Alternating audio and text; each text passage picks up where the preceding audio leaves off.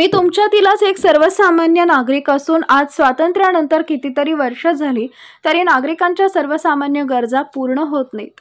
हे चित्र पालटण्यासाठी आपण जागृत असणं महत्त्वाचं आहे, असे उद्गार युवा नेते विज्ञानदादा माने यांनी काढले। मिरज तालुक्यातील डोंगरवाडी इथं मोबाईल टॉवरची रेंज येत नसल्याने या प्रकरणी स्थानिक नागरिकांनी हा प्रश्न विज्ञानदादा माने यांच्या कानावर घातला। त्यानंतर विज्ञानदादा माने यांनी याबाबत आवाज उठवून डोंगरवाडी गावच्या नागरिकांना मोबाईल टॉवरची सुविधा उपलब्ध करून देण्याची मागणी केली।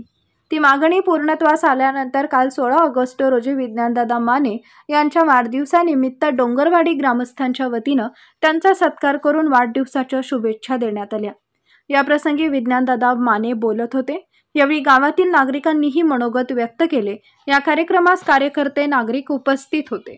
आणि मी काय देव वगैरे देवासारखं म्हणताय तुम्ही, खूप मला असं मोठं हे करताय की जे की मी नाही आहे, मी तुमच्यापैकी सर्वसामान्य आहे।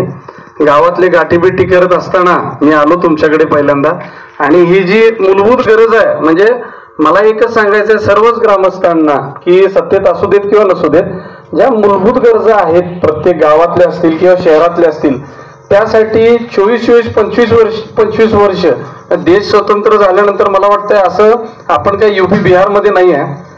आज मी आलो 1 महिन्यापूर्वी, तसंच तुम्ही सातत्याने इथनं पुढचे जे असतील काही गावांमध्ये अजून सुद्धा पाण्याची योजना, जलजीवनची योजना आहेत, परंतु 3-3 वर्ष झालं ते रखडले, तर बिलं काढलेले आहेत। मिरज मतदारसंघातले प्रत्येक गावाचे काही ना काहीतरी प्रॉब्लेम्स आहेतच।